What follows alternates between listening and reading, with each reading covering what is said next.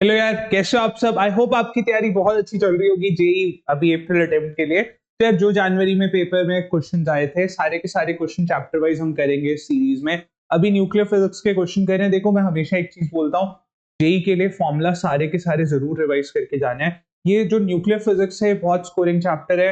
ये अभी जो हम कर रहे हैं जनवरी अटेम्प्ट के क्वेश्चन अप्रैल अटेम्प्ट के लिए, ये आपको श्योरली दूसरे बच्चों से एक स्टेप अहेड रखेंगे। अब जल्दी से आ जाओ, स्टार्ट करते हैं। इस क्वेश्चंस के थ्रू जो जो कॉन्सेप्ट इन क्वेश्चंस में लगा है वो सारे कॉन्सेप्ट मैं आपको ब्रश अप करा दूंगा। तो आज जल्दी से स्टार्ट करें। सबसे पहले क्वेश्चन में आपको बोला है कि न्यूक्लियस का मास नंबर अल्फा है और इसका रेडियस आर अल्फा है। दूसरे न्यूक्लियस का मास नंबर बीटा है और इसका रेडियस आर बीटा है। बीटा 8 अल्फा के इक्वल है। तो आर अल्फा आर बीटा का क्या रेशियो होगा? R alpha upon R beta हमें पूछा है। यार, हमें पता है रेडियस जो होता है न्यूक्लियस का वो डायरेक्टली प्रोपोर्शनल होता है मास नंबर के क्यूब रूट के। तो जब दोनों को डिवाइड करेंगे प्रोपोर्शनलिटी हट जाएगी। ए अल्फा की power 1/3 divided by A beta की पावर 1/3। अल्फा के लिए कितना है? इसका मास नंबर अल्फा था, ए अल्फा की पावर 1/3। नीचे इसका मास नंबर बीटा था, तो ये बीटा की पावर 1/3। और बीटा की वैल्यू 8 अल्फा दे रखी है। 3 के मार्क्स पे बेटा ये क्वेश्चन देखो, बस हमें एक छोटी सी चीज पता होनी चाहिए थी। बीटा की जगह 8 अल्फा 1/3, तो अल्फा की पावर 1/3, 8 का क्यूब रूट 2 और अल्फा की पावर 1/3 कैंसिल हो गया। 1/2, 1:2, 0.5 आंसर हो गया। आज जो अगले क्वेश्चन पे चलते हैं। तो देखो कितना सिंपल क्वेश्चन आया था। जेई के सारे क्वेश्चन टफ हो ऐसा जरूरी नहीं है। आपको अपने डर को कंट्रोल में रखना है और सारे फॉर्मूलाज पढ़ के जाने हैं। पेपर में ऐसे आपकी शिफ्ट में डेफिनेटली ऐसे काफी सारे क्वेश्चन मिलेंगे। इस चैप्टर से ना हो तो दूसरे चैप्टर से, बट इस चैप्टर का क्वेश्चन अगर आपकी शिफ्ट में आएगा तो डेफिनेटली आपको मार्क्स देके जाएगा। तो ये चैप्टर बिल्कुल भी नहीं छोड़ना है, सारे फॉर्मूला एक बार रिवाइज करके जाने हैं। तो अब देखो आगे कैसे पूछा था। देखो, जैसे जनवरी अटेम्प्ट में क्वेश्चन आए ना, सेम लेवल के क्वेश्चन अप्रैल अटेम्प्ट में भी आएंगे। तो binding energy for following nuclear reaction are expressed in million electron volt. तो एक ये न्यूक्लियर रिएक्शन हमें दे रखा है और दूसरा न्यूक्लियर रिएक्शन यहाँ पे दे रखा है। आपको कह रहे हैं x3 x4 x5 denote stability of He3 He4 और He5 रिस्पेक्टिवली। तो इनकी स्टेबिलिटी, किसकी ज्यादा स्टेबिलिटी होगी किसकी कम स्टेबिलिटी होगी, ये बता दें। तो जिसकी बाइंडिंग एनर्जी ज्यादा होती है उसकी स्टेबिलिटी ज्यादा होती है, आपको ये ध्यान रखना है। अब बाइंडिंग एनर्जी किसकी ज्यादा होगी हमें कैसे पता लगेगा? तो ये दो रिएक्शन दे रखे हैं हमें। अब यहाँ पे देखो, जो एनर्जी एमिट होती है ये कैसे निकलती है। तो जो बाइंडिंग एनर्जी का डिफरेंस होता है प्रोडक्ट की minus binding energy of reactant, ये क्यू वैल्यू होती है, या जो एनर्जी एमिट हो रही है वो होती है। तो फर्स्ट इक्वेशन देखते हैं। फर्स्ट इक्वेशन में देखो हमें क्या दे रखा है, He4 माइनस ये He3, ये निकली 20 मिलियन इलेक्ट्रॉन वोल्ट। इसके बाद दूसरे रिएक्शन के लिए इसमें He5 है प्रोडक्ट साइड और He4, और यहाँ पे -0.9 दे रखा है। तो यहाँ पे एनर्जी हमें देनी पड़ रही है, नेगेटिव साइन ये इंडिकेट कर रहा है। अब इससे हम आंसर तक पहुंच सकते हैं। कैसे? देखो, He4 और He3 इन दोनों को सब्ट्रैक्ट करके पॉजिटिव वैल्यू आई है।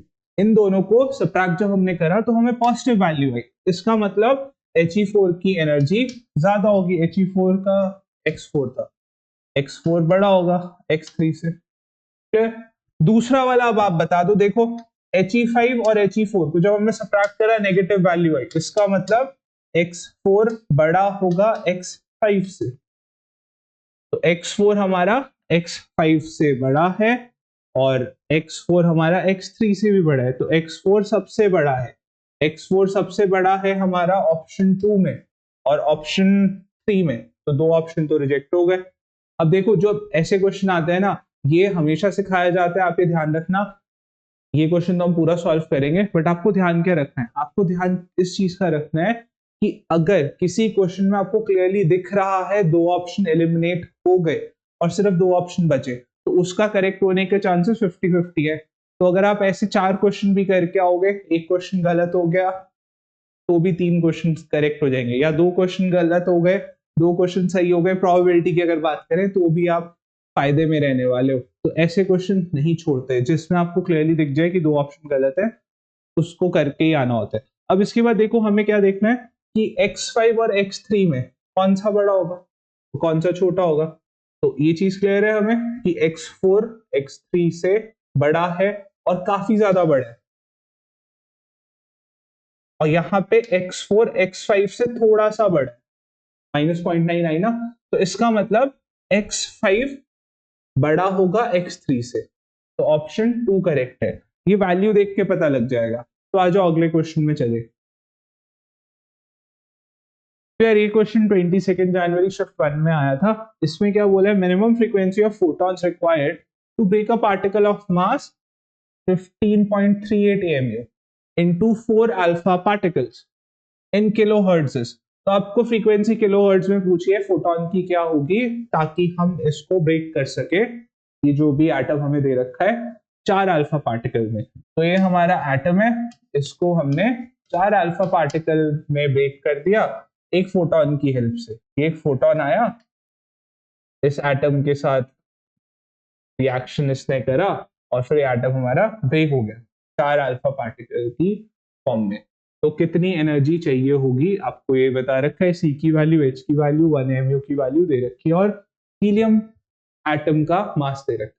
फिर जो बाइंडिंग एनर्जी में डिफरेंस होगा वो ही एनर्जी फोटोन को सप्लाई करनी पड़ेगी।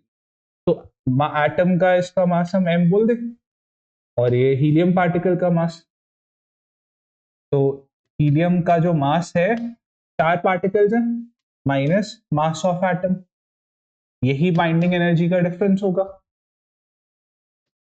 Into c²।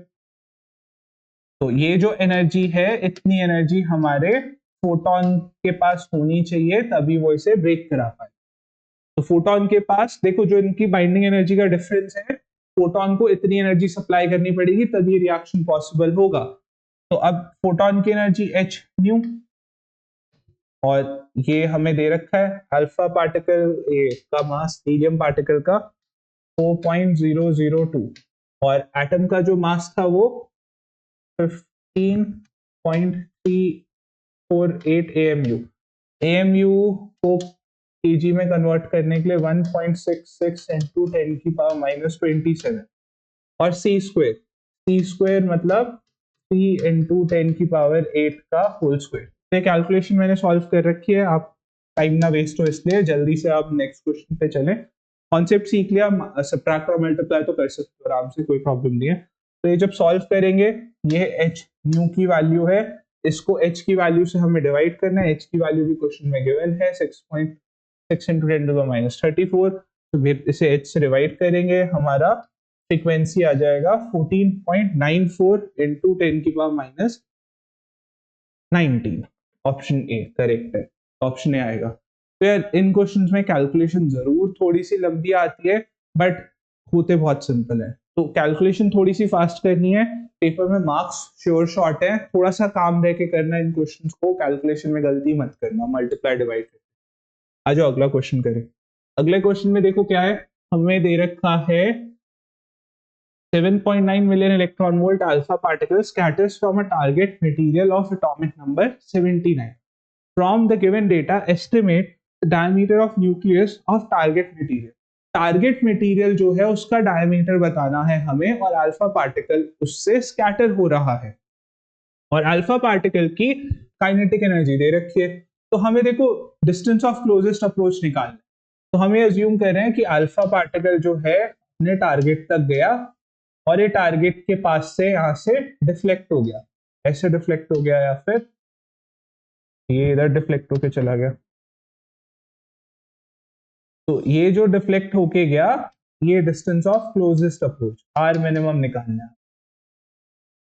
अब रेडियस कैसे निकालेंगे ये आपको बहुत अच्छे से पता है, काइनेटिक एनर्जी इक्वल्स टू जो भी सारी की सारी काइनेटिक एनर्जी मिनिमम डिस्टेंस पे पोटेंशियल एनर्जी में कन्वर्ट हो जाती है। तो जो भी काइनेटिक एनर्जी है सारी की सारी पोटेंशियल एनर्जी में कन्वर्ट हो जाएगी, Q1 Q2 बाय r²। अब इस पे अल्फा पार्टिकल पे चार्ज Q1 है, कितना होगा, डबली आयनाइज्ड हीलियम एटम तो 2e, और ये जो हमारा न्यूक्लियस है ये जो हमारा टारगेट एटम है इसका एटॉमिक नंबर 79 है।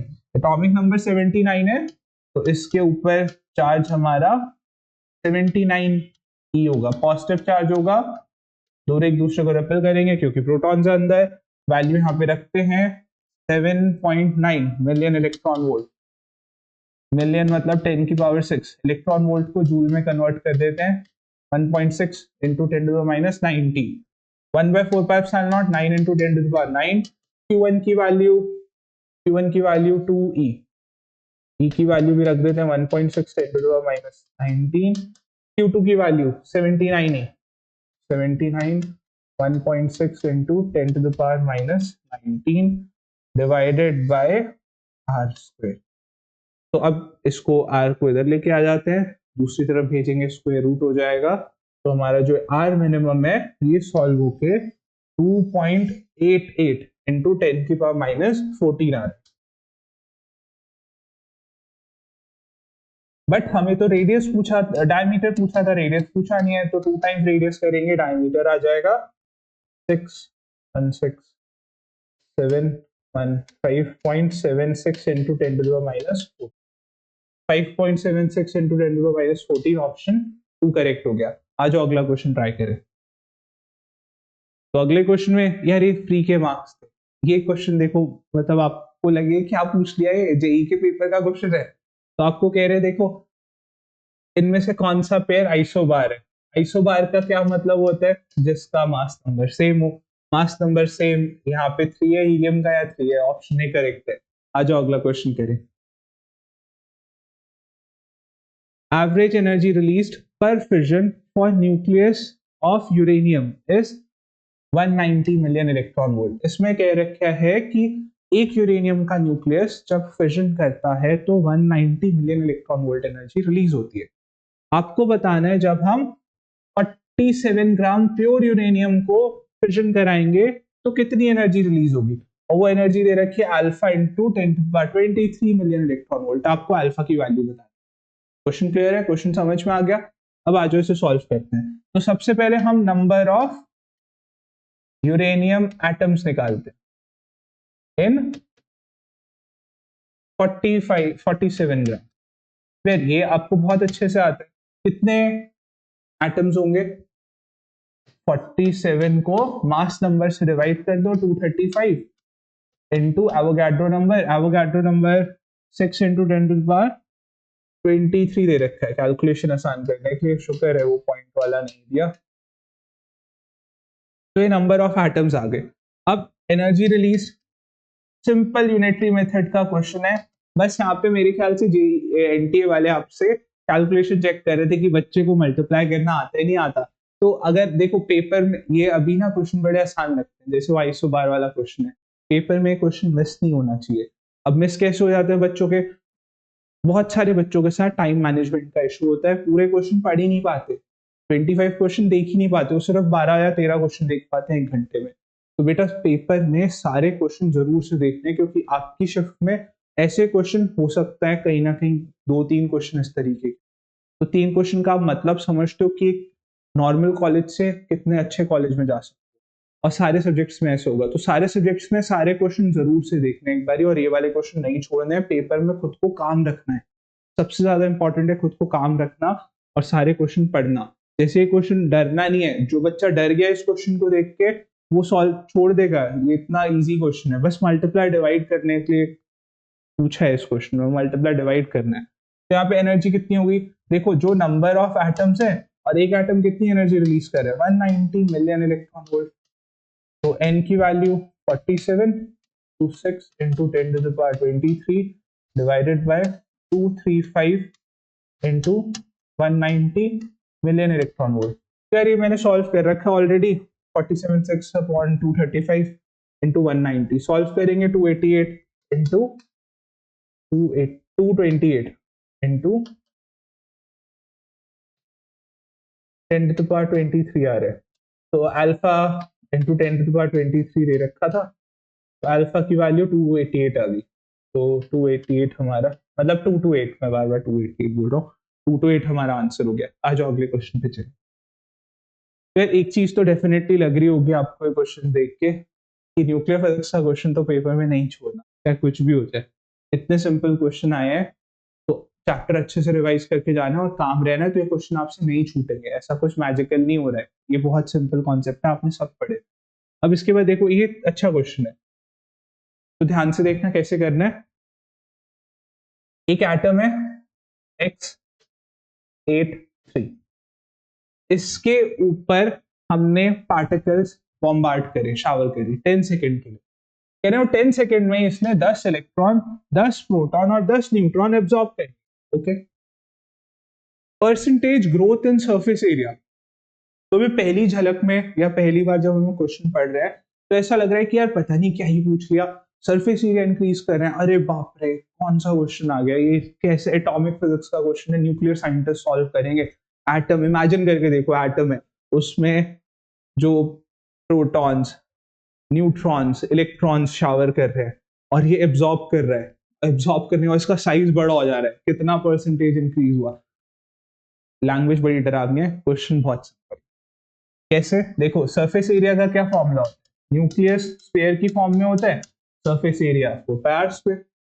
तो जो सरफेस एरिया होता है ये r² के प्रोपोर्शनल है और r a की पावर 1/3 के, तो r² किसके प्रोपोर्शनल होगा, a की पावर 2/3 के। तो मेरा सरफेस एरिया किसके प्रोपोर्शनल हो गया, मास नंबर की पावर 2/3 के। क्लियर हो गया। नया वाला सरफेस एरिया अगर कोई आपसे पूछे, ये तो पुराना है, पुराना सरफेस एरिया हम क्या बोले, A1 बोल देते हैं, ये प्रोपोर्शनल होगा, चलो प्रोपोर्शनलिटी हटा के कांस्टेंट लगा देते हैं, सरफेस एरिया बन जाएगा, कांस्टेंट C बोल दूं, बड़ा वाला कांस्टेंट हो गया बड़ा वाला C, 2/3। तो सरफेस एरिया पुराना वाला A1, C और A इसका है 8 की पावर 2/3, 8 की पावर 2/3 करेंगे 4 आ जाएगा। ऐसी अब ये जो नया पार्टिकल बन गया, नया पार्टिकल लेट्स से Y बन गया, नया पार्टिकल जो बन गया इसका मास नंबर कितना हो जाए, देखो 8 तो पहले से था, इसने 10 प्रोटॉन पकड़ लिए और 9 न्यूट्रॉन्स पकड़ लिए। इलेक्ट्रॉन्स तो मास नंबर बढ़ाएंगे नहीं, इलेक्ट्रॉन्स का मास नंबर से कोई लेना देना नहीं है, मास नंबर ये बढ़ाएंगे प्रोटॉन और न्यूट्रॉन। तो नया वाला मास नंबर कितना हो गया, 27। तो इसका नया एरिया A2 बोल देते हैं, C बड़ा वाला 27 की पावर 2/3, तो 9C हो गया नया एरिया। आपको क्या कह रहे हैं, परसेंटेज इंक्रीज इन एरिया। अब परसेंटेज इंक्रीज इन एरिया ये तो बहुत सिंपल है, नया एरिया माइनस पुराना एरिया जो इंक्रीज हुआ डिवाइडेड बाय ओरिजिनल एरिया। देखो जब भी बोलेंगे ना percentage increase, percentage decrease, percentage increase निकालना, इंक्रीज अपॉन ओरिजिनल इनटू 100, बचपन में सीखते हैं। इंक्रीज है 9C, मतलब नया 9C, पुराना 4C divided by original 4C, तो 500 भी तो है यार, कैसे भूल सकते, परसेंटेज बनाना है। तो यहाँ पे आ गया 5C/4C, C कैंसिल, यहाँ पे 25 इंटू 5, 125%। कौन सा ऑप्शन है, फोर्थ ऑप्शन करेक्ट हो गया। आ जाओ अगले क्वेश्चन पे चले, लास्ट क्वेश्चन है, 8 क्वेश्चन ही आए थे, इससे जल्दी से देख लेते हैं। Given below are two statements. Statement 1, for all elements greater than mass of nucleus, for all elements greater the mass of the nucleus, greater is the binding energy per nucleon। तो सरासर झूठ है, हमें पता है क्लियरली कि binding energy वाला जो कर्व होता है पहले ऐसे बढ़ता है फिर ऐसे गिरता है, तो जैसे मास नंबर बढ़ता है पहले बाइंडिंग एनर्जी बढ़ती है, कांस्टेंट सी होती है ऑलमोस्ट, और फिर डिक्रीज होती है। तो मास नंबर बढ़ाने से बाइंडिंग एनर्जी पर न्यूक्लियॉन बढ़ती रही है, डिक्रीज भी हो सकती है आगे जाके। तो स्टेटमेंट 1 फॉल्स है, दूसरी स्टेटमेंट ऑब्वियसली ट्रू होगी क्योंकि सिर्फ एक ही ऑप्शन करेक्ट होता है। स्टेटमेंट 1 इज फॉल्स, फोर्थ वाला ऑप्शन ही है सिर्फ जो सेटिस्फाई करेगा, तो ऑप्शन फोर्थ लगाएंगे और जल्दी से अगले क्वेश्चन पे बढ़ जाएंगे। तो अगली सीरीज में मिलते हैं, तब तक के लिए बाय बाय। अच्छा एक चीज जरूरी है, ध्यान से सुनना, हम अप्रैल अटेम्प्ट से पहले सारे के सारे चैप्टर्स इसी तरीके से कर लेंगे, जनवरी अटेम्प्ट जो भी क्वेश्चन आए थे सारे चैप्टर वाइज करेंगे। आपका कोई भी चैप्टर मिस ना हो जाए तो चैनल को सब्सक्राइब कर लो। अगले वीडियो में मिलते हैं, बाय बाय।